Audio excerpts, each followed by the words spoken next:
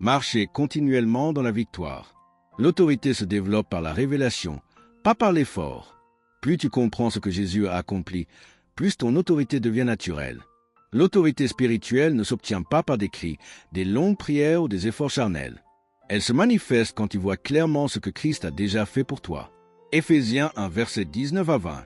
Quelle est l'extraordinaire grandeur de sa puissance envers nous qui croyons, selon l'action de sa force, qu'il a déployée en Christ en le ressuscitant d'entre les morts. La même puissance agit en toi aujourd'hui. Tu es assis avec Christ, pas en dessous des problèmes.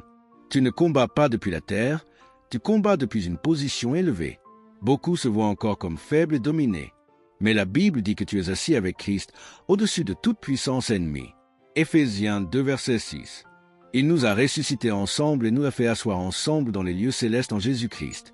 Tu ne luttes pas pour monter. Tu opères depuis le haut. L'autorité fonctionne quand tu l'exerces avec assurance. Le doute neutralise l'autorité, mais l'assurance la libère. L'ennemi reconnaît une autorité exercée avec conviction.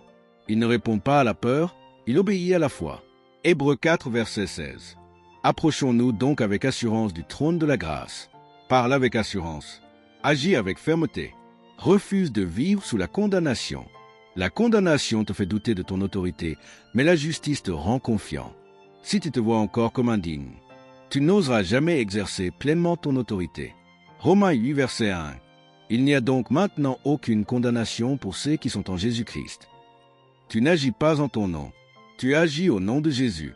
L'autorité se manifeste dans la persévérance. La victoire n'est pas toujours instantanée, mais l'autorité reste valable jusqu'à la manifestation. Ne recule pas parce que tu ne vois pas encore le changement. Maintiens ta position jusqu'à ce que la situation cède. Galates 6, verset 9. Ne nous lassons pas de faire le bien, car nous moissonnerons au temps convenable. Si nous ne relâchons pas, ne relâche pas ta confession. Ne relâche pas ta foi. Ta vie doit refléter l'autorité que tu confesses.